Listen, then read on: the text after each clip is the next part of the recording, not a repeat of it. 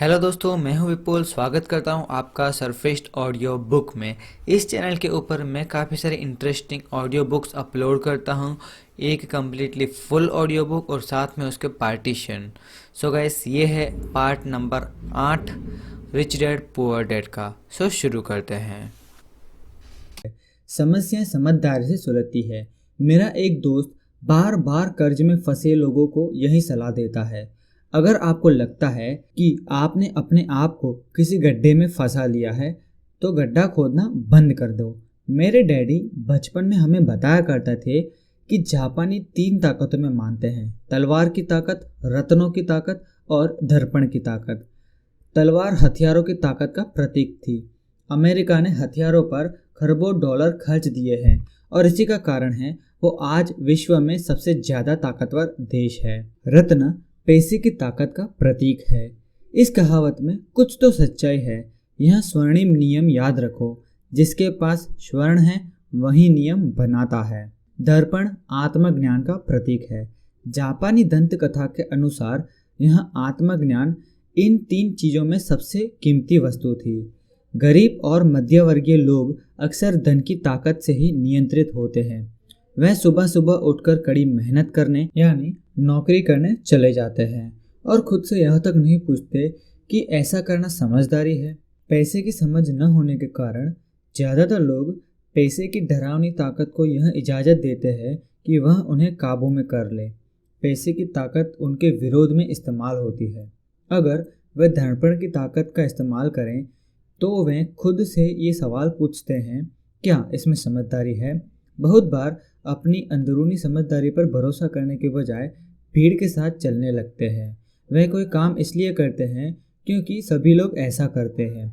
वह सवाल पूछने से बजाय नकल करने लगते हैं। अक्सर वे नासमझी के कारण ही दोहराते हैं जो उन्हें सिखाया गया है। इस तरह के विचार कि आपका घर आपकी सबसे बड़ी पूंजी है, आपका घर आपका सबसे बड़ा निवेश है। अगर आप ज़्यादा कर्ज लेते हैं तो आपको टैक्स में ज़्यादा छूट मिलेगी। सुरक्षित नौकरी खोजो, गलतियां मत करो, खतरे मत उठाओ। ऐसा कहा जाता है कि ज़्यादातर लोगों के लिए मौत से भी डरावनी चीज़ होती है भीड़ के सामने बोलने का डर।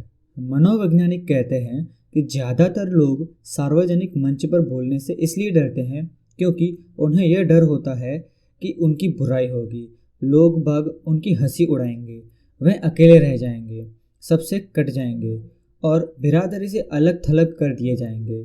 सबसे अलग होने का डर या अकेले रह जाने का डर ही वह सबसे बड़ा कारण है जिस वजह से ज़्यादातर लोग अपनी समस्या का हल करने के लिए नए तरीके नहीं ढूंढते। इसलिए मेरे पढ़े लिखे डैडी कहा करते थे कि जापानी लोग दर्पण की ताकत को सबसे ज़्यादा महत्व देते हैं क्योंकि जब इंसान दर्पण में खुद को देखता है तभी उसे सच्चाई का पता चलता है। और ज़्यादातर लोग खतरे मत उठाओ इसलिए कहते हैं क्योंकि वो खुद डरे हुए होते हैं। यह किसी भी चीज़ के बारे में कहा जा सकता है, जैसे खेल में, संबंधों में, करियर में, धन में।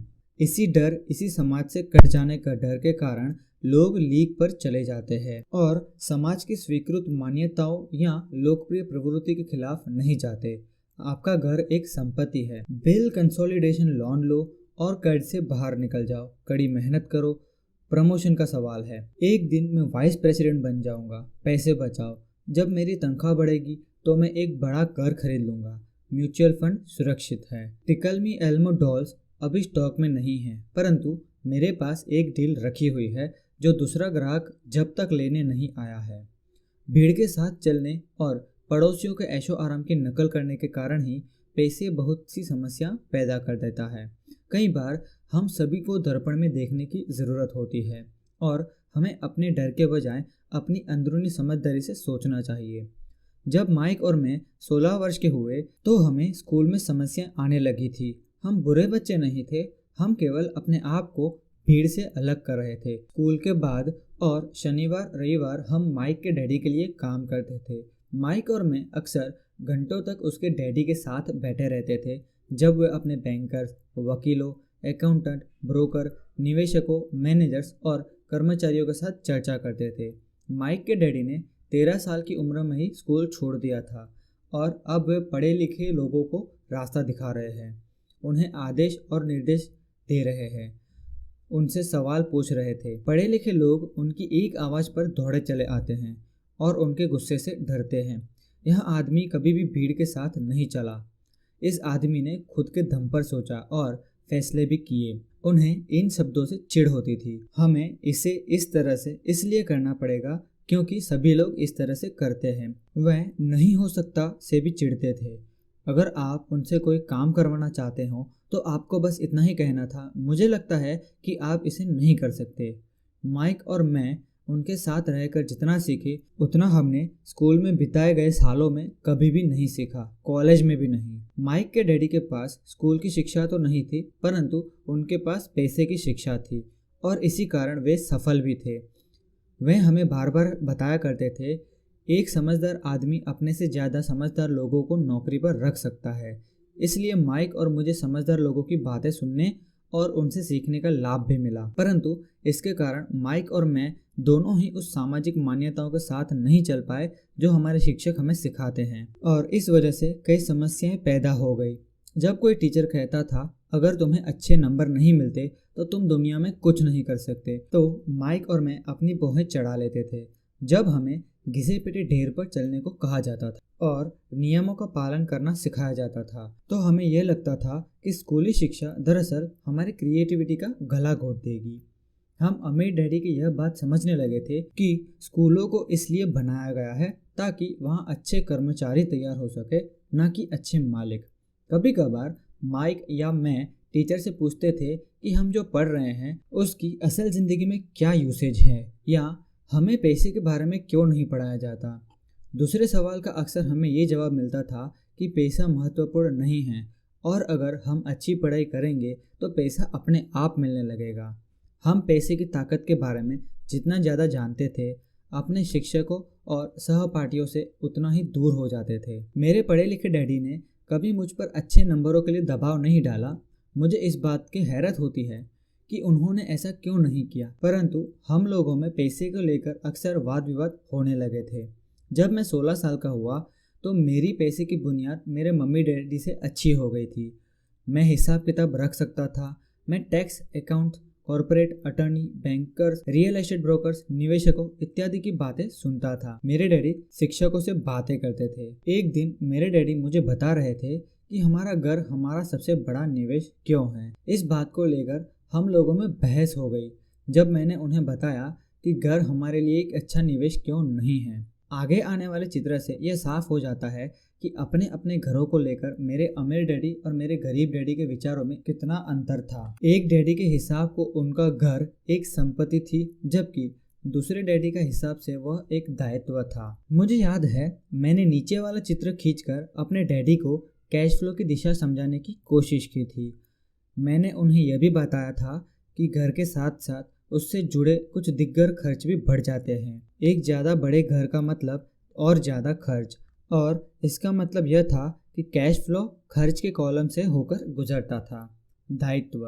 आज भी मुझसे काफ़ी लोग इस बात पर बहस करते हैं कि उनका घर संपत्ति क्यों नहीं होता। मैं जानता हूँ कि बहुत से लोगों के लिए खुद का घर उनका सबसे बड़ा सपना होता है और इसलिए वे अपना सबसे बड़ा निवेश उसे मानते हैं। अपने घर के मालिक होने से ज़्यादा अच्छा और कुछ भी नहीं है। मैं इस लोकप्रिय मान्यता को देखने का और एक नज़रिया सुझाना चाहता हूँ। अगर मैं और मेरी पत्नी एक ज़्यादा बड़ा घर और आलीशान मकान खरीदने की बात सोचते हैं तो हम जानते हैं कि यह एक संपत्ति नहीं होती बल्कि एक दायित्व होगा, क्योंकि इससे हमारी जेब से पैसा निकल जाएगा। तो यह मेरा तर्क है। हालांकि ज़्यादातर लोग मुझसे सहमत नहीं होंगे, क्योंकि घर एक भावनात्मक चीज़ होती है और जब पैसे का सवाल आता है तो भावनाएं पैसे की समझ को हरा देती है। मुझे व्यक्तिगत अनुभव से पता है कि पैसा हर फैसले को भावनात्मक बना देता है। जब घर की बात आती है तो मैं यह बताना चाहता हूँ कि ज़्यादातर लोग उस घर की कीमत चुकाने के लिए ज़िंदगी भर काम करते हैं जिसके वे कभी भी पूरी तरह मालिक नहीं होते। दूसरे शब्दों में, ज़्यादातर लोग एक घर खरीदने के लिए कुछ सालों बाद दूसरा घर खरीदते हैं और हर बार पहले मकान के लिए जो कर्ज वे लेते हैं उस पर उनके पास हर बार फिर से 30 साल का नया कर्ज होता है।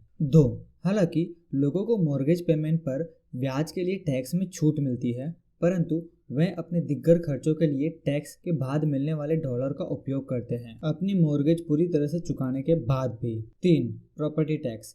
मेरी पत्नी के मम्मी डैडी को धक्का लगा जब उनके घर का प्रॉपर्टी का टैक्स $1000 प्रति माह तक पहुंच गया। यह तब हुआ जब वे रिटायर हो चुके थे और इस बढ़ोतरी से उनका रिटायरमेंट के बाद का बजट गड़बड़ा गया और उन्हें मजबूरन मकान बदलना पड़ा। 4. घर की कीमत हमेशा नहीं बढ़ती। मेरे कुछ दोस्त हैं जिन्होंने अपने घर के लिए कर्ज लिया था। उन्हें $10 लाख से भी ज़्यादा का कर्ज चुकाना है, पर आज उस घर की कीमत $7 लाख से भी ज़्यादा नहीं है। सबसे बड़े नुकसान अवसर गंवाने की वजह से होते हैं। अगर आपका सारा पैसा मकान में फंसा रहता है तो आपको ज़्यादा कड़ी मेहनत करनी पड़ती है ताकि आपका खर्च चलता रहे। इस दौरान आपके संपत्ति वाले कॉलम में कोई बढ़ोतरी नहीं होती है। अगर एक युवा पति पत्नी शुरुआत में ही अपना पैसा संपत्ति वाले कॉलम में लगाएं तो उनके आगे के साल आराम से गुजरेंगे, खासकर उस समय जब वे बच्चों को कॉलेज में भेजेंगे। इस दौरान उनकी संपत्ति भी बढ़ जाएगी और उनके खर्चे भी आराम से चलते रहेंगे। अक्सर ऐसा होता है कि आपका घर आपके बढ़ते हुए खर्च के भुगतान के लिए ही होम इक्विटी लोन का साधन बन जाता है। संक्षेप में, अपना घर खरीदने का फैसला बहुत खर्चीला पड़ता है। इसके बजाय बेहतर यह है कि जल्दी ही इन्वेस्टमेंट पोर्टफोलियो बना दिया जाए। किसी आदमी पर असर कम से कम 3 तरह से पड़ता है। 1. समय की बर्बादी, क्योंकि इस दौरान दूसरी संपत्तियों का मूल्य बढ़ गया होता है। 2. अतिरिक्त पूंजी की बर्बादी, जिसे दोबारा निवेश किया जा सकता था, जबकि घर खरीदने के बाद आपको घर से सीधे जुड़े बहुत खर्च उठाने पड़ते हैं। 3. शिक्षा की बर्बादी। अक्सर ऐसा होता है कि लोग यह मानते हैं कि उनके संपत्ति वाले कॉलम में उनका घर, बचत और रिटायरमेंट प्लान आते हैं।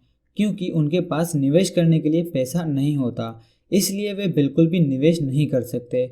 इस कारण उन्हें निवेश का अनुभव नहीं मिलता। ज़्यादातर लोग कभी एक समझदार निवेशक नहीं बन पाते और सबसे बढ़िया निवेश सामान्य तौर पर सबसे पहले समझदार निवेशकों को बेचे जाते हैं, जो बाद में उन्हें सुरक्षित खेलने वाले लोगों को बेचते हैं। मेरे पढ़े लिखे डैडी का फाइनेंशियल स्टेटमेंट चूहा दौड़ में फंसे व्यक्ति का सबसे बड़ा और अच्छा उदाहरण है। उनके खर्च हमेशा उनकी आमदनी से ज़्यादा होते हैं, इसलिए उन्हें संपत्ति में निवेश करने का मौका ही नहीं मिलता था। इसका नतीजा यह होता था कि उनके दायित्व जैसे मॉर्गेज और क्रेडिट कार्ड के कर्ज उनकी संपत्ति से कहीं ज़्यादा होते थे। अगला चित्र 1000 शब्दों की तरह एक कहानी बताता है। पढ़े लिखे डैडी का एक फाइनेंशियल स्टेटमेंट। दूसरी तरफ मेरे अमीर डैडी का फाइनेंशियल स्टेटमेंट यह दिखाता है कि वे जी जान लगाकर निवेश कर रहे थे।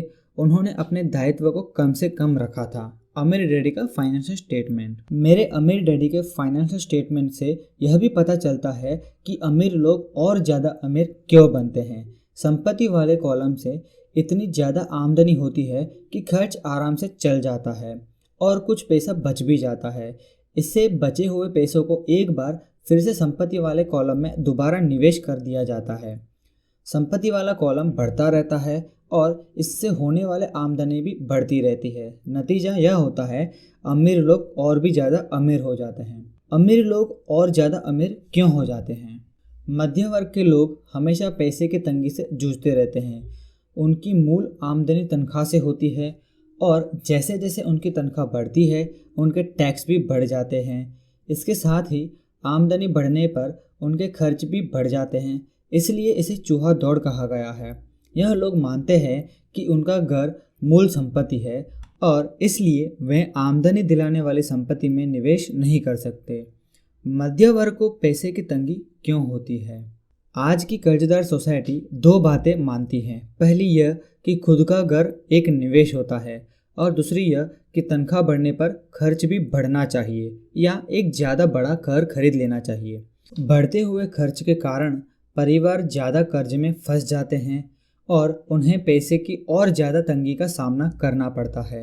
हालांकि वह अपनी नौकरियों में लगातार तरक्की करते रहते हैं और उनकी तनख्वाह लगातार बढ़ती जाती है। इसे हाई रिस्क लिविंग या बहुत जोखिम भरी जीवन शैली कहा जाता है और इसका कारण यह है कि ऐसे लोगों में पैसे की समझ नहीं होती। 1990 के दशक में नौकरियों की भारी कटौती से यह बात पता चली कि मध्य वर्ग पैसे के मामले में कितना असुरक्षित है। अचानक कंपनी पेंशन प्लान की जगह 401 के प्लान आ गया। सोशल सिक्योरिटी निश्चित रूप से संकट में है और इसे रिटायरमेंट का सहारा नहीं बनाया जा सकता। मध्य वर्ग में घबराहट का माहौल पैदा हो गया है। आज एक अच्छी बात यह है कि ज़्यादातर लोग यह बातें समझते हैं और इसलिए उन्होंने म्यूचुअल फंड खरीदना शुरू कर दिया है।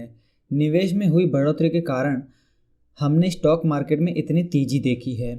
आज मध्य वर्ग की बढ़ती मांग को पूरा करने के लिए नए नए म्यूचुअल फंड बनते जा रहे हैं।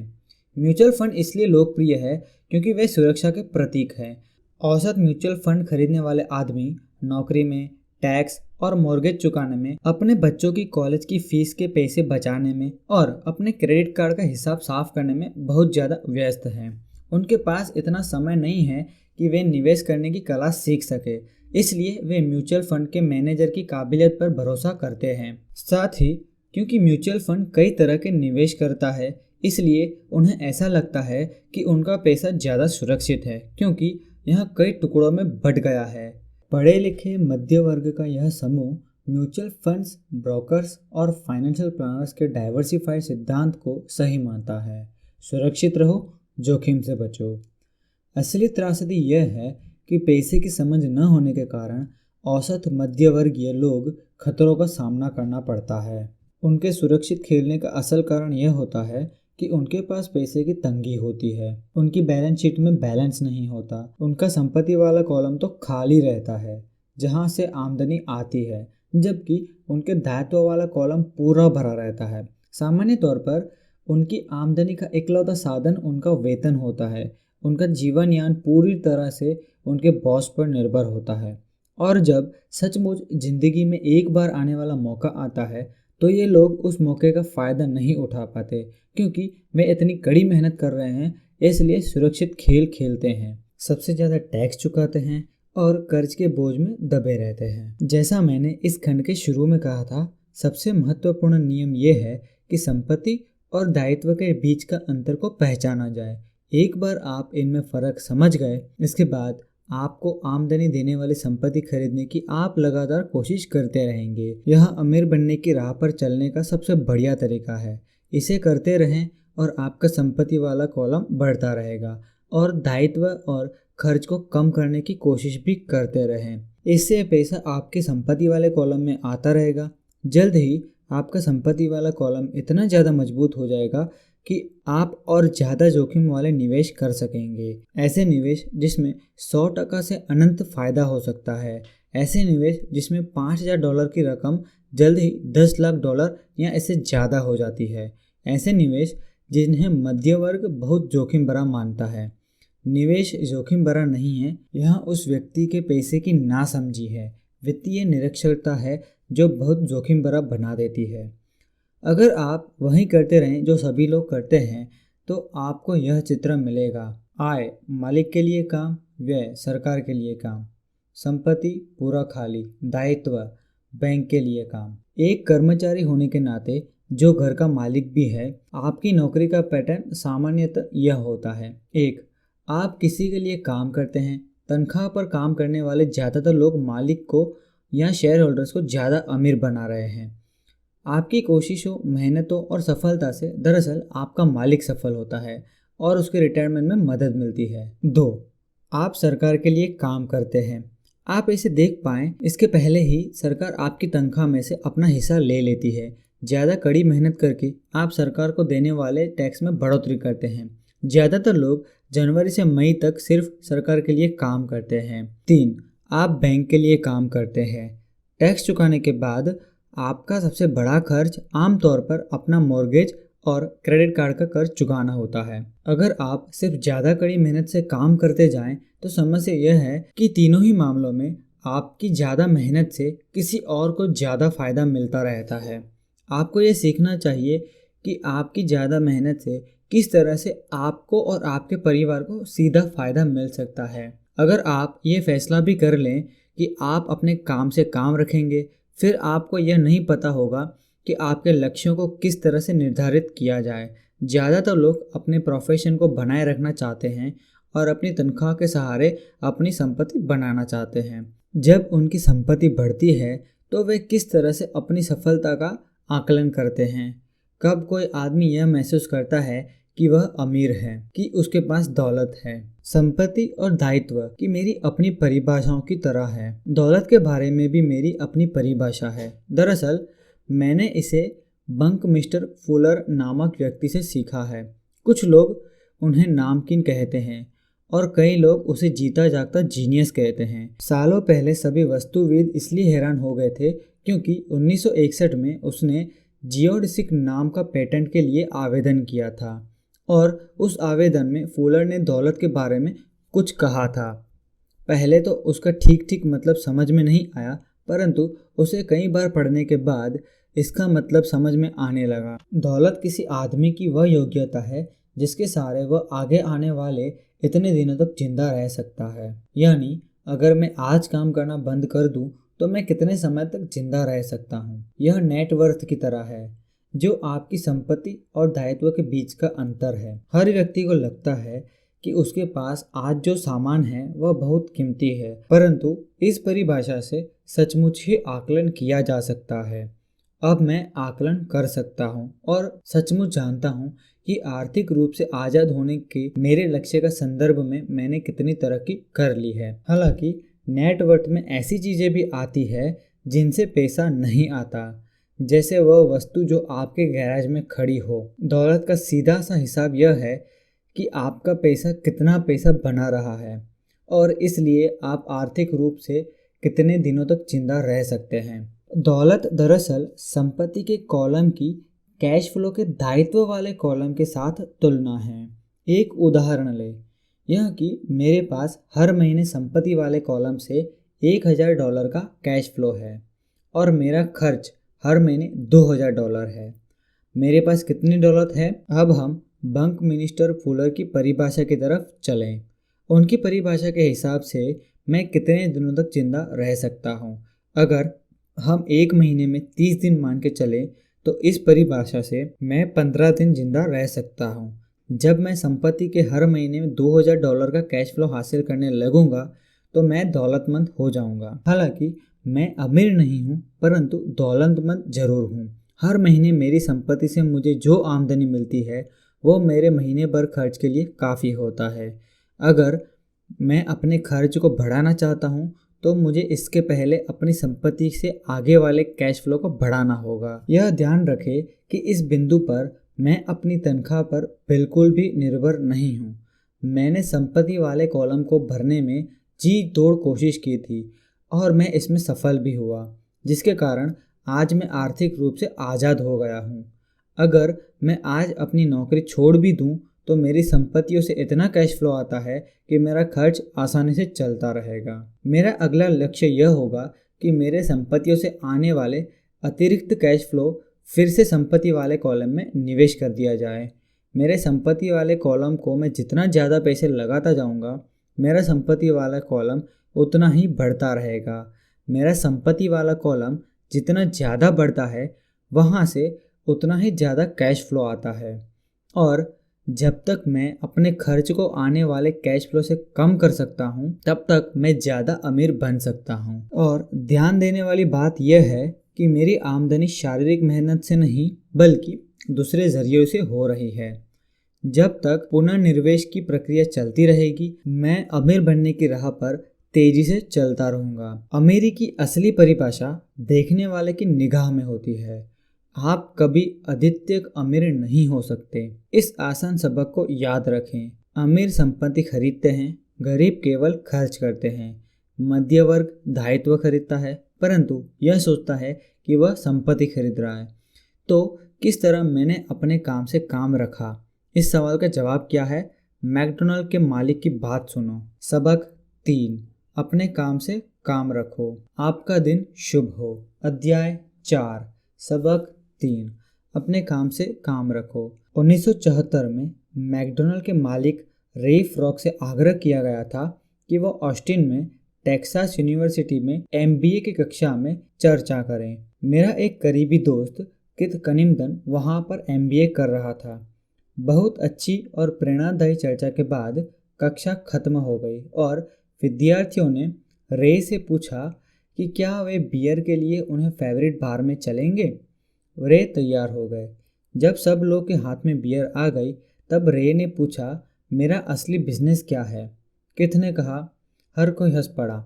ज़्यादातर एमबीए विद्यार्थियों को लगा कि रे जैसे मजाक कर रहे थे। किसी ने जवाब नहीं दिया, इसलिए रे ने दोबारा यही सवाल पूछा, आप लोगों की नज़रों में मेरा बिजनेस क्या है? विद्यार्थी दोबारा हंस दिए और आखिरकार एक बहादुर विद्यार्थी ने जोर से कहा, रे, दुनिया में ऐसा कौन है जो यह नहीं जानता कि आप हैमबर्गर बिजनेस में हैं? रे हंस दिए। मुझे मालूम था आप लोग यही कहेंगे। वे एक पल के लिए रुक गए और इसके बाद उन्होंने कहा, लेडीज एंड जेंटलमैन, मैं हैमबर्गर बिजनेस में नहीं हूँ। मेरा असली बिजनेस रियल एस्टेट है। किथ ने कहा। रे ने अपने नज़रिए को समझाने के लिए काफ़ी समय लिया। अपने बिजनेस प्लान में रे जानते थे कि बिजनेस का मूल लक्ष्य हैमबर्गर की फ्रेंचाइजी बेचना था, परंतु वे कभी भी हर फ्रेंचाइजी की लोकेशन को नहीं बोले। वे जानते थे कि रियल एस्टेट और इसकी लोकेशन हर फ्रेंचाइजी की सफलता में सबसे महत्वपूर्ण तत्व है। मूलतः वह आदमी जो फ्रेंचाइजी खरीद रहा था और रे फ्रॉक के संगठन की फ्रेंचाइजी की चेन का सदस्य बनता था, वह भी उस जमीन के लिए पैसे दे रहा था और उसे खरीद रहा था। आज मैकडोनाल्ड पूरी दुनिया में रियल एस्टेट का सबसे बड़ा इकलौता मालिक है, जिसके पास कैथोलिक चर्च से भी ज़्यादा रियल एस्टेट है। आज रे के पास अमेरिका और दुनिया के दूसरे देशों में सबसे कीमती चौराहे और नुक्कड़ हैं। किथ ने कहा कि यह उसकी ज़िंदगी का सबसे बड़ा सबक था, परंतु उसका असली बिजनेस है कार धोने के गैरेज के नीचे का रियल एस्टेट। पिछले अध्याय के अंत में हमने यह बताया था कि ज़्यादातर लोग दूसरे के लिए काम करते हैं, बस अपने लिए काम नहीं करते। वे पहले तो कंपनी के मालिकों के लिए काम करते हैं, फिर टैक्स के कारण सरकार के लिए काम करते हैं और आखिरकार बैंक के लिए काम करते हैं, जो उनके मॉर्गेज का मालिक होता है।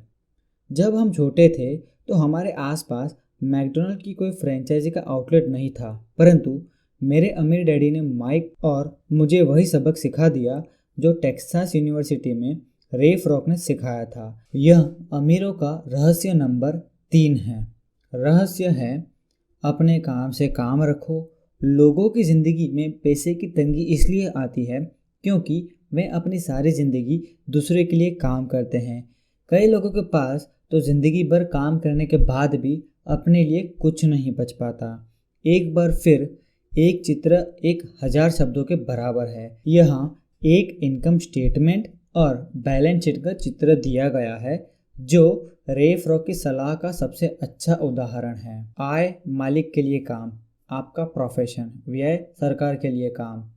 संपत्ति आपका बिजनेस। दायित्व बैंक के लिए काम। हमारी वर्तमान शिक्षा पद्धति आज के युवाओं में काफ़ी सारी कुशलताएं विकसित कर रहे हैं, उन्हें अच्छी नौकरी दिलाने के लिए तैयार करती है। उनकी ज़िंदगी उनकी तनख्वाह के चारों तरफ घूमती है, या जैसा पहले बताया जा चुका है, उनकी आमदनी वाले कॉलम के चारों तरफ। और ज़्यादातर कुशलताओं को विकसित करने के बाद वे अपनी व्यावसायिक योग्यताओं को बढ़ाने के लिए और उच्च शिक्षा हासिल करते हैं। वे इंजीनियर, वैज्ञानिक, रसोइये, पुलिस अफसर, कलाकार, लेखक इत्यादि बनने के लिए पढ़ाई करते हैं। उनकी व्यावसायिक योग्यता उन्हें काम करने और पैसे कमाने का मौका देती है, परंतु ध्यान रहे वे पैसे के लिए काम करते हैं। आपके प्रोफेशन और आपके बिजनेस में बहुत बड़ा अंतर है। मैं अक्सर लोगों से पूछता हूँ, आपका बिजनेस क्या है? और वे कहते हैं, मैं एक बैंकर हूँ। फिर मैं उनसे पूछता हूँ कि क्या वे बैंक के मालिक हैं? और सामान्यतः उनका जवाब ये होता है, नहीं, मैं वहाँ काम करता हूँ। इस तरह उन्होंने अपने प्रोफेशन को अपना बिजनेस समझ लिया है। उनका प्रोफेशन एक बैंकर होता है, परंतु उनका अपना बिजनेस कुछ भी नहीं है। रे फ्रॉक अपने बिजनेस और अपने प्रोफेशन दोनों के अंतर को बिल्कुल अच्छी तरह से जानते थे। उनका प्रोफेशन हमेशा वही था, वे सेल्समैन थे। एक समय वे मिल्क शेक के लिए मिक्सर बेचते थे और कुछ ही समय बाद वे हैमबर्गर की फ्रेंचाइजी बेचने लगे। हालांकि उनका प्रोफेशन हैमबर्गर की फ्रेंचाइजी बेचने का था, परंतु उनका बिजनेस आय दिलाने वाले रियल एस्टेट को इकट्ठा करना था। स्कूल के साथ साथ एक समस्या यह है कि आप जो विषय पढ़ते हैं आप वही बन जाते हैं। उदाहरण के तौर पर अगर आप कुकिंग का अध्ययन करते हैं तो आप शेफ़ बन जाते हैं। अगर आप कानून का अध्ययन करते हैं तो आप वकील बन जाते हैं। जो पढ़ा जाए वही बन जाने में गलती यह होती है कि लोग अपने काम से काम रखना भूल जाते हैं। वह अपना सारा जीवन दूसरे के लिए काम करने में ध्यान लगा देते हैं और इस तरह उसको अमीर बना देते हैं। आर्थिक रूप से सुरक्षित बनने के लिए किसी आदमी को अपने काम से काम रखने की ज़रूरत है। आपका बिजनेस आपके संपत्ति वाले कॉलम के चारों तरफ घूमता है, जो आपकी आमदनी वाले कॉलम के विपरीत होता है। जैसा पहले बताया जा चुका है, नंबर 1 नियम यह जानना है कि संपत्ति और दायित्व के बीच का अंतर होता है और इसलिए हमें संपत्ति ही खरीदनी चाहिए। अमीर लोग अपने संपत्ति वाले कॉलम पर ध्यान देते हैं, जबकि बाकी सभी लोग इनकम स्टेटमेंट पर ध्यान देते हैं। इसलिए हमें यह बहुत सुनने में आता है, मुझे ज़्यादा तनख्वाह की ज़रूरत है, काश कि मुझे प्रमोशन मिल जाए, मैं एक बार फिर स्कूल जाकर कुछ और परीक्षण लेने वाला हूँ ताकि मैं बेहतर नौकरी पा सकूँ, मैं ओवर टाइम करने वाला हूँ, शायद मुझे कोई पार्ट टाइम काम मिल जाए, मैं 2 वीक में नौकरी छोड़ रहा हूँ, मुझे एक नई नौकरी मिल गई है जिसमें तनख्वाह ज़्यादा है। कुछ जगह से देखें तो ये समझदारी का विचार है, परंतु अगर आप रे फ्रॉक की बात समझ लेते हैं तो ऐसा करके आप अपने काम से काम नहीं रख रहे। ये सभी विचार अपना पूरा ध्यान आमदनी वाले कॉलम पर केंद्रित किए हुए हैं और अगर अतिरिक्त धन का उपयोग आमदनी बढ़ाने वाली संपत्तियों को खरीदने में किया जाता है, तभी वो आदमी फाइनेंशियली फ्री हो सकता है। दोस्तों, रिच डैड पुअर डैड का पार्ट नंबर 8 यहाँ पर ख़त्म हो रहा है। पार्ट 9 के लिए स्क्रीन पर क्लिक कर सकते हो और फुल ऑडियो बुक के लिए भी आप स्क्रीन पर क्लिक कर सकते हो। बाकी के सभी वीडियोस आप मेरे चैनल पे जाकर भी देख सकते हैं। धन्यवाद।